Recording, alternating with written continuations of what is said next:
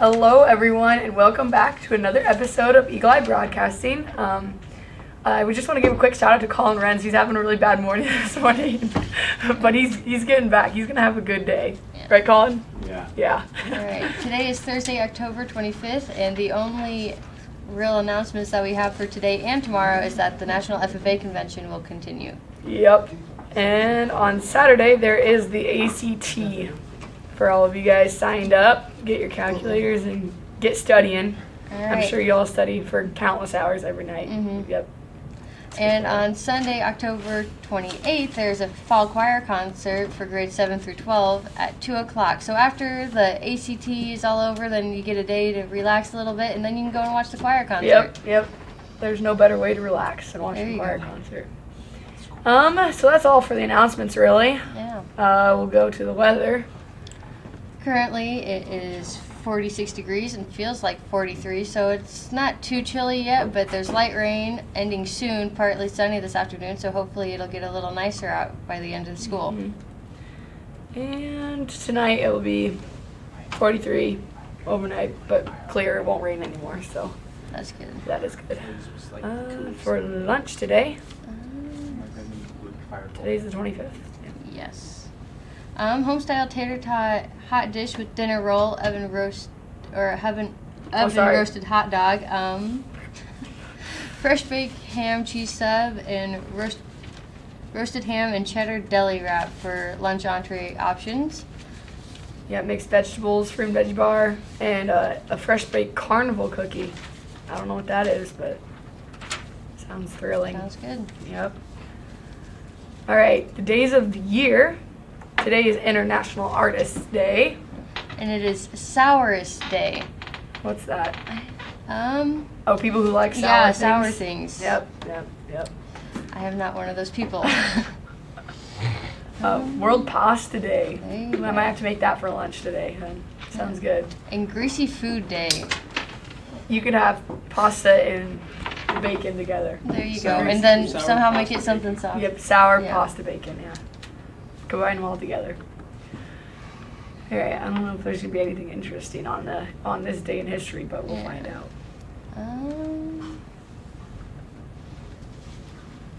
Let's see. I don't know about I don't know. Let's see. United Nations votes to expel the Chinese nationalists due to Taiwan and admit the Communist People's Republic of China. Today in film and TV in 1978, Halloween, the movie, directed by John Carpenter, starring Donald Pleasance and Jamie Lee Curtis, is released on this day. That's interesting. You watch that movie? I've never seen it. I've never seen it I either. bet it's scary. I don't Probably. want to watch it. All right, I think that's all we have for announcements today. So we'll throw it to Ty Dennis with sports. Quality, service, selection. Established in 1990, Specialties and More can help with your screen printing and embroidery needs. We provide high-quality, low-cost service with quick turnaround. Dedication to our customers is what we value. Create your own design or have our on-site artists create one for you. We appreciate your interest in Specialties and More and are excited to work with you on your next project. No job too big or too small because we do it all. Open. Hello, I'm Dennis. And I'm Ty. Oh, welcome back to your sports. That's probably our most casual opening. For our local sports, we have the Mid-State Tournament for volleyball final in Pierce In Pierce. In At 4:30 against Pierce. Well, that's when our girls are playing. That's when our girls are playing. There's other games too, I'm pretty sure. Yeah, but it's against Pierce. Our game is against Pierce. Yeah. We're playing against Pierce at 4:30. And tomorrow, first round of football playoffs for some local teams around here. I think OC, and I think we were talking about. I think it's only one. I think. OC plays tonight. Like Springview, I know North Central and Canadian Octo play, but that's not very local. That's about the only closer teams I can think of as 8-man. And that is all the local announcements we have this week. Over to national news. National sports news. Did you see that big segment, Bleacher Report wrote this huge thing over the Rajon Rondo and Chris Paul thing? Okay, so what I heard was so Rondo spit in Chris Paul's face, and Chris Paul called him a turtle. Like, Really? I saw, Really? yes. And so, yeah, I probably would. He kind of does look like a turtle. But like they both went like the former teammates, and like their Bleacher Report went to a bunch of former teammates of both those guys, and like they also pretty much Chris Paul's worst teammate. But Roger Rudd is like an uncoachable dude, so it kind of like evens out why they both are acting like that. I just thought it was funny, you know. Called him a turtle. Kind of looks like Frank. He did. He looks like Franklin the turtle. Go with He that does. turtle. I guess back over, not World Series, playoffs for baseball. Red World Sox. Series, yeah. Red Sox beat the Dodgers 4-2. I saw about 12 seconds of that game, and that was about it. That was game 2 too. Game 1, if you guys didn't see, the Sox were only up by like 1 point, and 2 guys are on base, and some dude hit a home run. The blast the lead up to 4, and then they didn't score after that. And then some NBA action. This is a high-scoring game. The Warriors beat the Wizards 144-122. No defense. Was there any overtime or anything like that? Any extra minutes, or is it? I don't think. It has to. That's a high-scoring that's really game. high, 144 points. That's like all-star stuff right there, man. Yeah, like we were talking the other day. Curry scores 11 three-pointers and 51-point game. I think he has a record, right, with 13 threes? Yeah, Pretty I think sure. so. 13 threes in a game. And did you see Blake Griffin drop 50 points for the Pistons? Yes, he did. Game-winning and one, too. I mean, that's pretty impressive. I'm still like a Blake Griffin fan. I liked him up when he's like, with the Clippers, but that's still pretty impressive. Like, he's usually not very capable of that kind of stuff. He's kind of like I don't know, a hype man on their team. He's a good role player, more importantly, but 50 points for a guy like him, I mean, that's pretty impressive, especially against the Sixers. Yeah. He dunked on Embiid, too, didn't he? Yeah. Yeah. Him and Embiid are talking trash. No, I think Embiid and Andre, what's his name? Drummond are talking trash. Also, the Lakers got their first win of the LeBron James era this year, and I was excited to watch the Lakers this year because LeBronzo, but they lost their first game. They lost the first 3. First 3, and I didn't think like much of it. Yeah. I just had high hopes. I just Yeah, I don't know. I feel like they had, I don't want to say like a culture in Los Angeles because like it's just LA, like it's just they were like not a great team, and they got LeBron, so it wasn't gonna be like a straight jump to like just being a really good team. I saw this one of the ESPN weird stats again, like we were talking about last time, and it was saying how LeBron's only gone 2 years in his whole career where he signed out 0-3 or 0-4, whatever the Lakers did, and in those 2 years, they're the only 2 years in the NBA playoffs. Like, oh man. He's on an 8-year streak. Something crazy like that. I know he's been in I'm the trying to league think. for 16. He didn't make the playoffs for 4 of them, 4 years. I think I think it's only been 2 years he didn't make the playoffs. That's that's insane. That's like. And he's been playing for 16 years, is it? I think so, 16. Yeah. It's just crazy. I don't know. I think one of them was at Miami, right?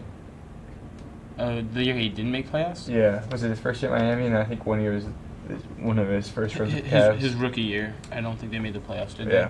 Because everyone was expecting for him to turn around as a rookie. They were expecting a high school kid to carry an NBA team to the playoffs.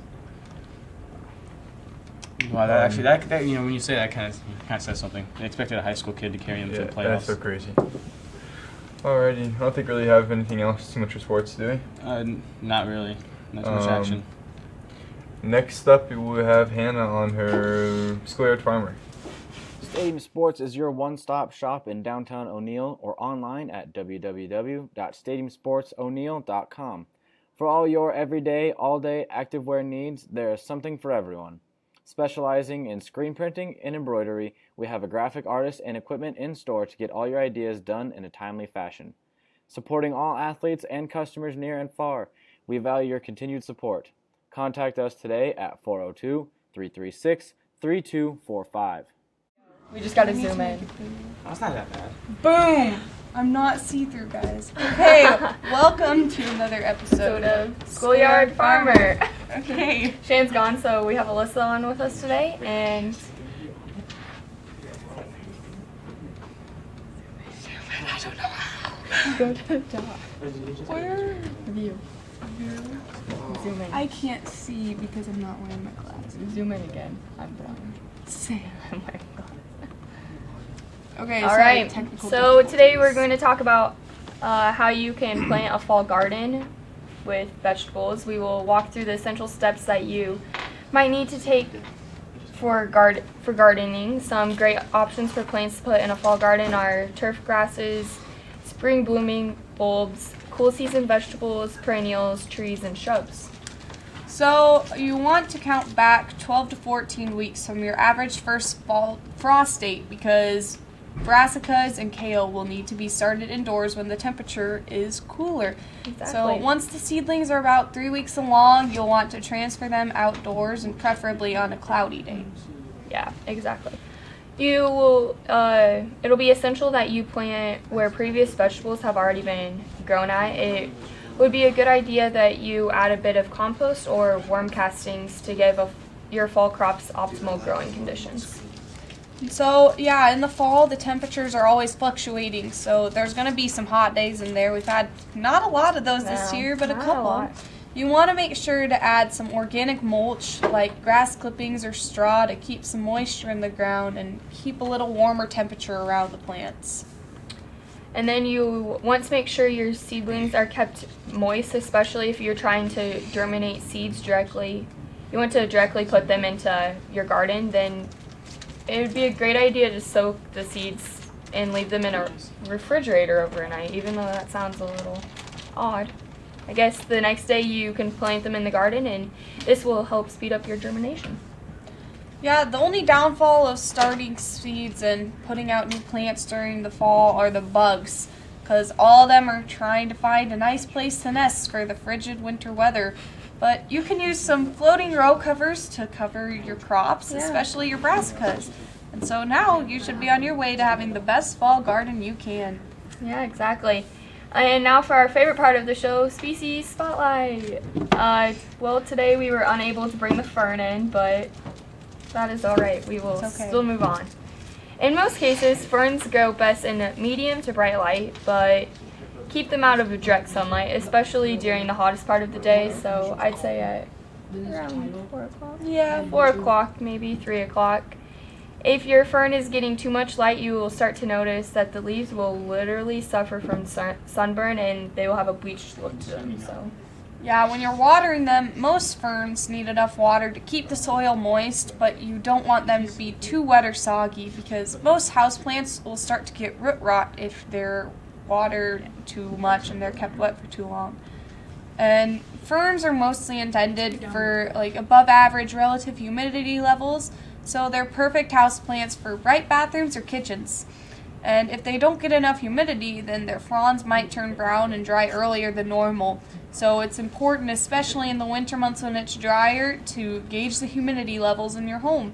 And if it's not humid enough, a humidifier might help solve the problem. yeah, well, sometimes girls realize that with their hair, so. Yeah. I mean, it's just like a girl. If you do all of these simple things, you may be able to keep a beautiful fern in your home. These make eye-catching touches to your interior design. As a hanging basket, they add a fresh, homey look to your front porch also, so you can also keep that in mind. Well, that is all we have for today. Don't forget to email us with questions that you may have about your plants to discuss on our next show. Our email is schoolyardfarmer@gmail.com. Thanks for tuning in.